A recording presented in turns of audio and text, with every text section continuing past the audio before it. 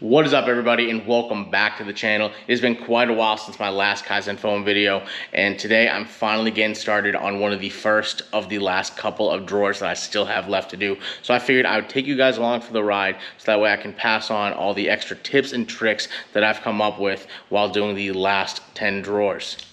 If you haven't seen my last few Kaizen Foam videos, I will link them down in the description below. The first one linked will be the one where I go over how I am cutting each one of these sheets to size using a table saw. The second one, which I think is the best and biggest tip that I can pass along to you guys, is where I use blue painter's tape to lay out and trace out all of the tools to get nice, precise, accurate cuts for each one of the tools in the drawers. Like I said, those will be linked in the description below. Now, without me rambling anymore in this intro, let's jump right into today's video.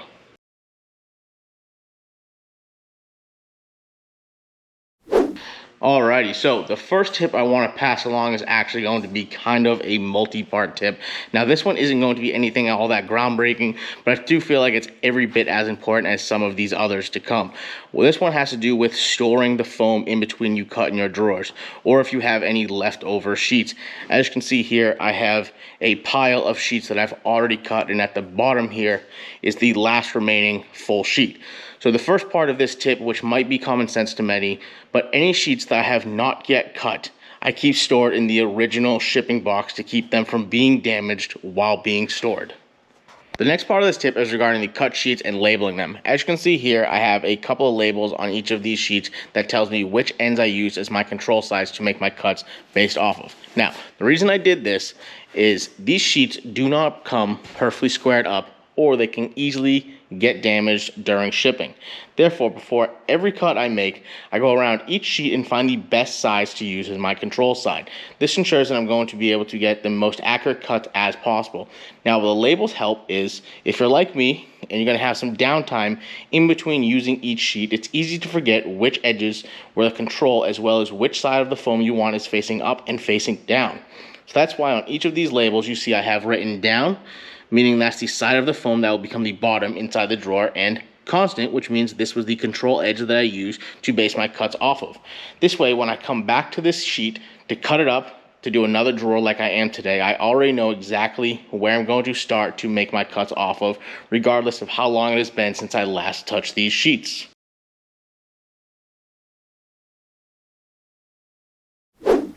The second tip I have for you guys is to buy Kaizen Foam in bundles. If you're like me, you're going to be doing a ton of drawers. You most likely are going to need multiple full sheets.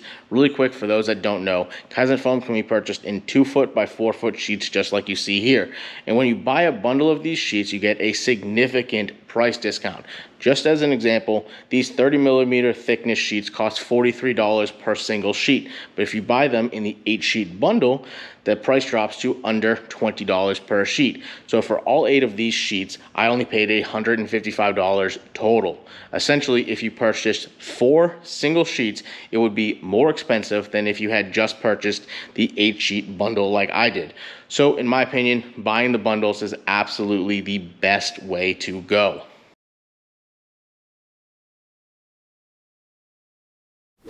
Moving right along to the third tip, and that is to make a template of your drawer. As you can see, I have 2 templates in front of me, one for each of the 2 different size drawers that I have. You can use anything readily available to you to make one of these. I just happen to use some leftover cardboard. You're going to want to do this for 2 reasons. The first reason is so that you can easily get an accurate size of the drawer before permanently cutting up a sheet of the foam.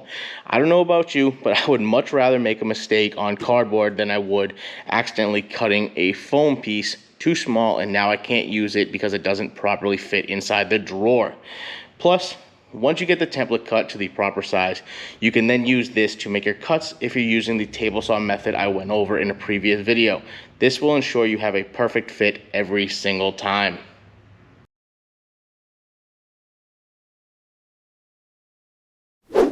The second reason you want to make a template is so that you can use it to try out different layouts for each drawer, much like you see in front of me here. This allows me to try them out without having to do so right on top of the foam and risk damaging the foam in the process. Also, as I'm doing this, I like to take pictures of each layout, which gives me the ability to compare them all side by side, making it a lot easier to decide which layout I want to go with. I'll throw up some pictures on screen now of all the different layouts I came up just for this one drawer, using the template to pre-plan which layout I liked the best. Like I had mentioned before, notice all of the divots all over this cardboard template. This is just from me testing out all the various layouts that I would want in all of the drawers that I've done so far. Now, if I wasn't using a cardboard template to do so, all of these divots and imperfections would be in the top surface of the foam. And if you're like me, you want as pristine of a finish as possible when these foam pieces go into your toolbox drawers.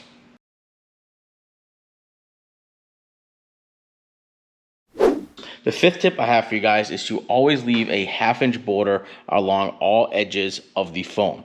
Doing so will just ensure that none of the tools are getting too close to the edge, and it'll also give you room to make finger holes for the tools that are on the outside border of the foam. This drawer is a perfect example of the 1/2 inch border, ensuring you have plenty of space to add in your finger holes. Also, this 1/2 inch border will help give you a little bit of a buffer zone, so if your drawer has any sort of bump outs or exposed hardware, much like mine does right there, this will keep them from interfering with any of the tools once placed inside your drawers.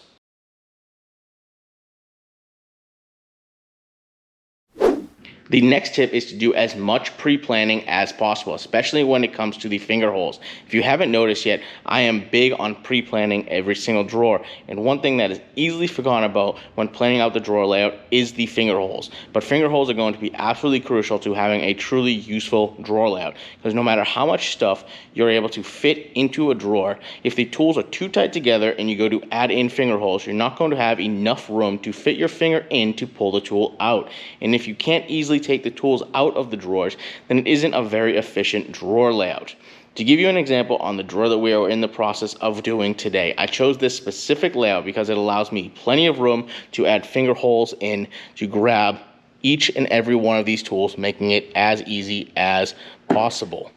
A quick example here in a completed drawer, just to show you how much better it is when you pre-plan and ensure you have plenty of space to remove and also replace each tool within the drawers.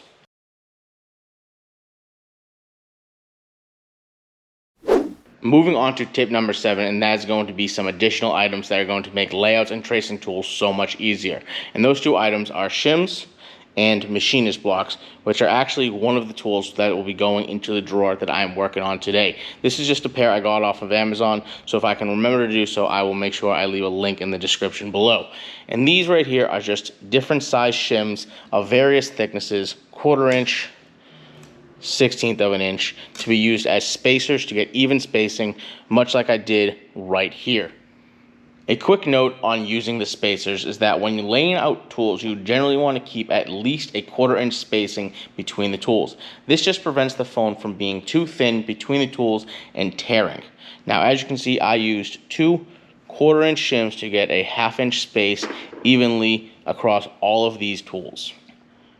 The Machinist Blocks actually serve a couple of different purposes. The first way I use these is as a border block. And what I mean by that is if you take a scrap piece of foam and butt it up against the piece that you are working on, you can then take the foam and place it right on the 1/2 inch border as you see here.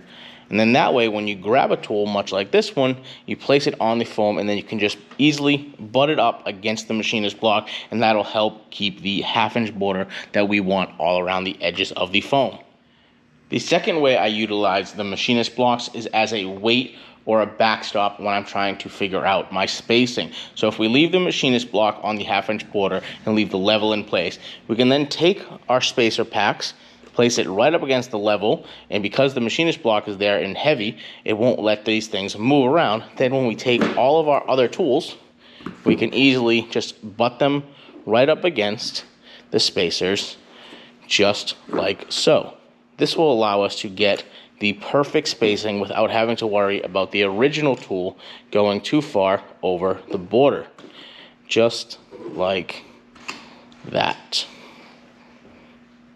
The third way that I utilize the Machinist Blocks, which should be pretty obvious, is as a weight to hold the tools in place while I'm tracing them out. So if you take the Machinist Block, place it on the item you are trying to trace out, then you can take your long tip marker and easily and accurately go around the entire thing without having to worry about the tool moving on you.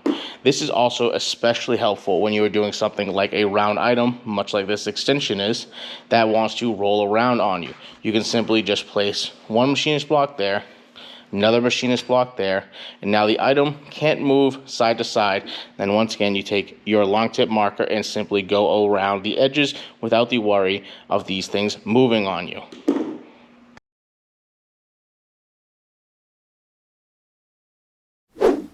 So before we finally start making our first cuts into the foam, we first need to figure out how deep of a cut we need to make using our knives. And that's where tip number 8 comes in, and that is to take a scrap piece of foam, just like this one, and use this as a depth gauge to figure out how deep our blades need to be extended out to get the correct depth for our cuts. To do this, all I'm going to do is hold up the item that I'm going to be cutting into the foam, take our scrap piece of foam we're using as a depth gauge, flush up the top side of the tool with the top side of the foam, then simply just take your thumb, place it right on the bottom side of the tool, put the tool down, then we're going to count how many layers down. This one goes almost to 3. We're going to move our thumb to the bottom of the 3rd layer, then take the blade, extend it out to where the 3rd layer is, just like so, and then I like to extend the blade out by just one click, and I do that just to ensure that every cut I make the whole way around the tool will always be the correct depth, and I won't get any point where it's too shallow.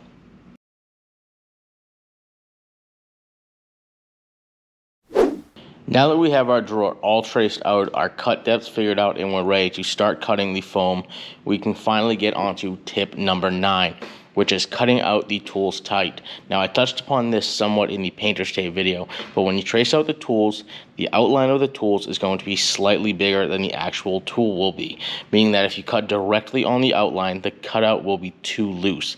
Now, you might be someone that would be okay with a loose fit, which is fine.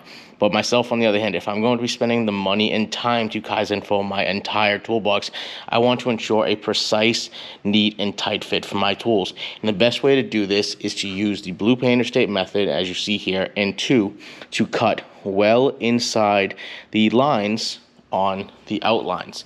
Now, this will just ensure that you keep the tools tight in the foam, but this will also help hide or correct any sort of mistakes you have made when you are making your cuts. For example, if we take a look at this completed drawer once again, notice how each one of these cutouts for these tools is so neat and accurate. This is because I cut all of these tools out tighter than the outline.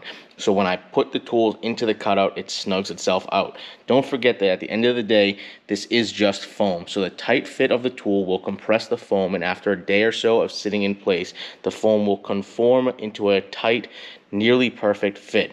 Obviously, you don't want to be making the cutouts too tight so the tools can't fit in at all, but a little inside the lines will give you the best results possible. And I must say, there is absolutely nothing more satisfying than taking out a tool and feeling a nice, tight, snug fit just like that.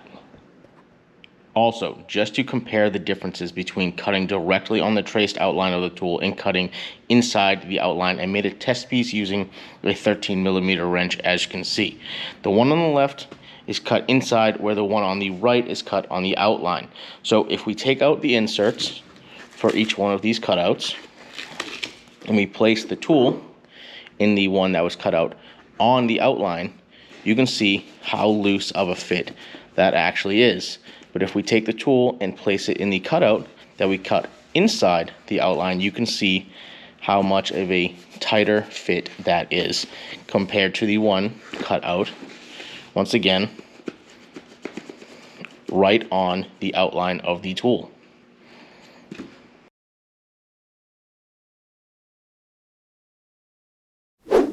Another quick trick here for you for number 10, which might also be another big common sense one. But when you have tools with long, straight edges, like all of the tools that will be going into this drawer, use a straight edge like this metal ruler and a knife with a slightly thicker blade.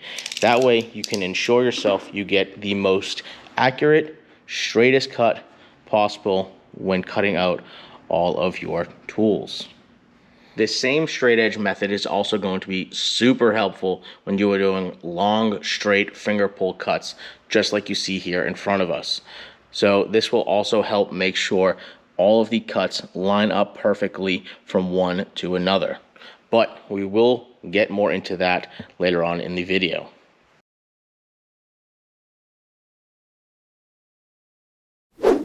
Moving right along, now that all of the tools are cut out, as you can see quickly here, we're going to dive into the 11th tip, which is going to be using a pick, like you see here, to help separate the layers of foam. Now, most of the tools in this drawer are going to have long, straight sections, so it's going to be nice and easy to get our fingers in and start separating the layers. But something like the tip on the speed square is going to be a little bit trickier to get our fingers in there to start separating the layers of foam. And that's where the pick is going to come in. We're simply going to just push back the foam, take the pick, put it in there, and use that as a way to start tearing out the layers of foam, so we have plenty of room to get our fingers in and continue pulling out the layers. Now, the second place where picks are going to be super helpful is somewhere like this, where if you accidentally pulled the foam too far and it left some black, you can then take the tip of the pick and just simply come back and scrape the black off to where you can just easily pick it off, and then you can be as perfectionist about this as possible. The other and last reason why the picks are so useful is if you get something like this where you accidentally once again pulled the foam up too early. Now it's going to be really hard to get your fingernail in there and start that up, but instead you just take the pick, put it right on the edge of the black, and then you can start easily getting a place for you to then start back over and continue pulling the layers off evenly, just like that. Now, to show you the most important place where the pick is going to be absolutely crucial to getting this foam separated properly is on super tiny sockets like you see here. The pick is the only way you are going to be getting your finger in any way, shape, or form inside this small of a cutout to get tools like this out.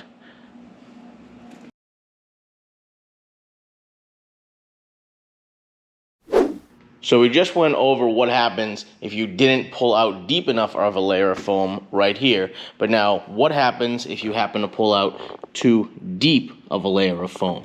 Is there any way to fix this to get this one to match this height?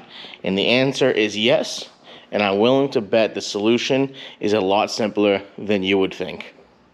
So how we're going to fix this is simply going to be taking out the inserts that we already cut out, and then the deeper one, we're going to shave a bottom layer off of this piece to put into the bottom of this hole, which will then raise up the tool in the insert. So now how we're going to do that is we're going to take the insert that has the correct depth. We're going to count how many layers, and that is 1 red layer, 2 red layer, and halfway through the 3rd red layer. Then we're simply going to take our other insert that was cut too deep or pulled out too deep. We're simply going to pretty much fillet ever so slightly off, just like so. And now we're going to take this piece, put it in the bottom of our hole cutout, and take both tools, put them in, and they are matching heights right there.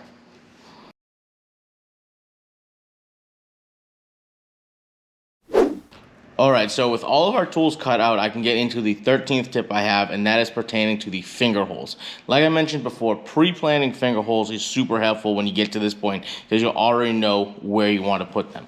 But deciding where you want them is only half the process. You still need to cut them out. Now, you could easily just take a knife and freehand some circles over here as your finger holes, but if you're like me, you want to make sure you have the cleanest holes possible, and I'll show you how to do that.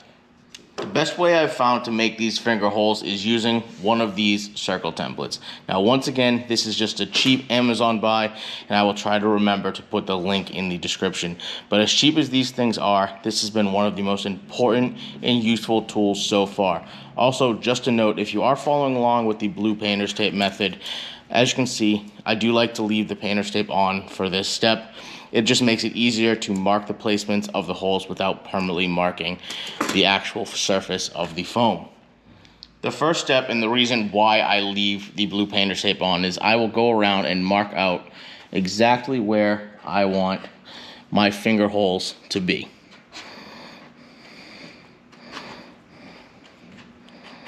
Just like so. Now that all of our finger hole locations are marked out like we see there, it's time to decide whether we're going to use circles or ovals for our finger holes. Now, I personally like the oval style when I have the room to use them. Obviously, these ones are much longer. So in an instance like this, where we have plenty of room to use the oval here and here, I will use the oval because it gives you more than enough room to get your finger in to pull the tool out. Now, the only time that I use the circles is when I am running into a tool that is close to the edge, much like you see here. So then I will simply just take the template, line it up just like that, and now I know exactly where I want my template to go. Now, another thing is, if you haven't noticed, I do have arrows on the two sides finger holes as well as extra marks right there, so that way I know exactly how I want these to be laid out, so I keep them consistent throughout the entire drawer and the entire toolbox. Now that we have all of that out of the way and we know exactly what size and where we want our finger hole to go, I can simply just line that up on the foam, then take the Machinist blocks from earlier and place them on the template so it doesn't move on us, and take the Kaizen thin blade. I like to get a rough idea of how deep that is, then extend it one more click, and then we simply just run your blade along the inside edge of the template just like that. Move the template, and then you can easily come in and pick out your nice clean cut finger hole just like that. So one last thing I should note about using these templates is these particular ones are plastic. So when you are running your blade along the edge of this, you need to just be careful not to dig it into the template and get a crooked or jagged cut. But if you just take your time, pay attention, and be careful, these will come out absolutely perfect looking, just like we have here.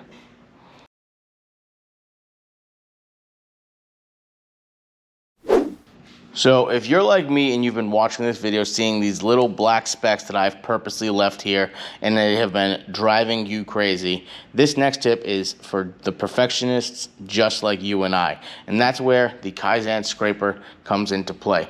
Now, I will admit right off the bat, when I first got this tool in, I was not impressed with it at all. And even now, I'm still on the fence about it. But in very, very specific instances, it does have its uses. And since I bought it, I figured, you know what, let me try and figure out at least a few spots where I can, in fact, use this. So now what this is basically just a rasp blade, as you can see here. And you use this to just very, very slightly shave off the top layer of this foam. So when you're taking off just the top black layer and you still get a little speckles of black, like I do here, you can simply take the scraper and scrape off the top layer and get all of those little black specks off, as you can see here. This is also useful if you get a super wavy spot or anything like that and you need to shave it down to get it nice and even.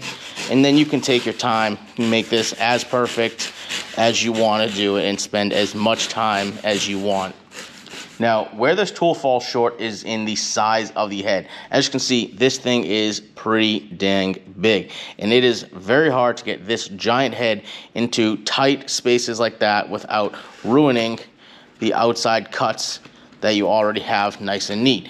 So I found myself not really using this unless they were big flat cutouts just like this, or some of these ones up here and right here, because even this tiny cutout right here, this thing barely fits in. If you start scraping it, you're going to end up ruining the size of your cuts right here. So more times than not, I ended up just using my fingers to simply pick the black specks off, or using the pick to get these spots off like we showed earlier, or if you needed to get deep into a corner, much like here or any of these ones right here, or when I was pulling out those sockets, a pair of needle nose pliers does the trick. But that's my take on the Kaizen scraper. It is useful when you get stuff like this. If you're doing large cutouts for like power tools or something like that, this tool will definitely be helpful for you. But if you're doing smaller tools, yeah, not the best, but still worth it if you are doing the larger tools like I just said.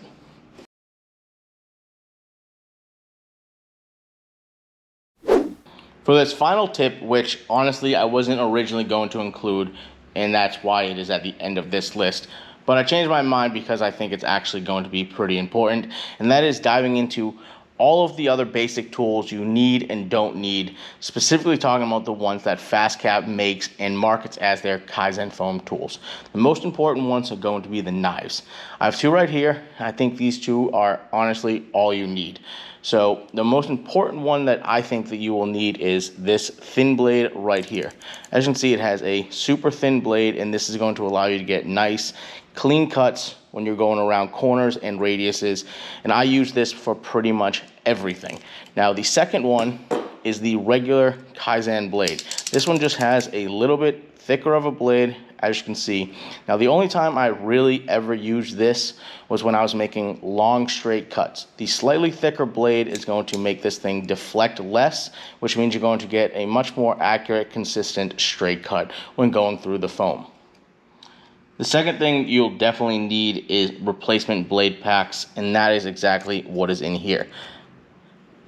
As you can see, we have a Kaizen thin knife, and as you also can see, I only have one of these left. Luckily, I do have another 10-pack over in the toolbox, but these things dull out super quickly, a lot quicker than I had originally anticipated, and I'm lucky that I got additional blade packs like I did.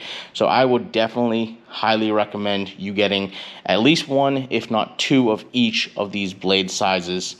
Now, a blade is going to be, or a sharp blade is going to be absolutely crucial to cutting this foam. Without a sharp blade, you're going to be running the risk of not cutting through the foam, and instead you're going to be dragging the blade across the top layer of it and basically just tearing it up and just not looking good whatsoever. So having a sharp blade or a fresh blade is absolutely crucial. I have also experimented with sharpening these blades with a file by hand, and that does work. It's not bad. So if you get into a pickle and you don't have any more blades, it is definitely doable. But honestly speaking, nothing cuts better than having a fresh blade, so I would definitely recommend you getting some. The next thing you'll absolutely need is one of these long tip markers. Now, this is the FastCap branded Kaizen Foam one, and honestly I can say that I'm not really impressed with this thing whatsoever. They are helpful. The long reach does help you trace out the tools extremely easily. However, these things dry out insanely fast. I think I've had to go through 4 of them so far doing my toolboxes, and like I said, I think I've only done 10, 11 drawers at this point. So my suggestion would be to get multiple of these. Like I said, I think 4 of these that have dried out on me now, but or at least try another brand, maybe something off of Amazon. Now, speaking of Amazon, luckily I did buy this off of Amazon, so I have been able to get replacements of these for all the ones that did dry out. So that was one good thing. But regardless of brand, if you get this one or another brand, you will definitely need a long tip marker, and it will 100% be the only way you can accurately trace out your tools. The last thing I'm going to talk about is something that I feel like you don't need, and that is these things right here, these Kaizen Foam spinners. Now, these are little tips that are supposed to go into your drill bit or an impact gun, and then you simply spin them up, and they use that basically as the same concept as the Kaizen scraper. I'm gonna be honest with you guys, I got these things in, I bought them just because they were cheap and I was already placing an order, so I figured they're better off to have them and not need them than need them and not have them. And I can honestly say these things suck. I wouldn't recommend anybody getting these. If you're going to get anything, just get the Kaizen scraper, or like I said earlier, make your own using a rasp blade. But yeah, Kaizen foam spinners, I would definitely say skip out on if it were me and I was purchasing these again. Now that we've gone through all of those tips and tricks, it's time to do the most satisfying part of this entire process, and that is getting the insert placed into the drawer and getting all of our tools placed into the cutouts. Alrighty guys, that just about wraps up this video with those 15 tips and tricks. Hopefully you guys find those useful when you're going through and Kaizen foaming your own toolboxes. I have a few drawers left to do in the toolbox, so once I finally get those things done, I'll do another toolbox tour video going over how and why I organize each one that way.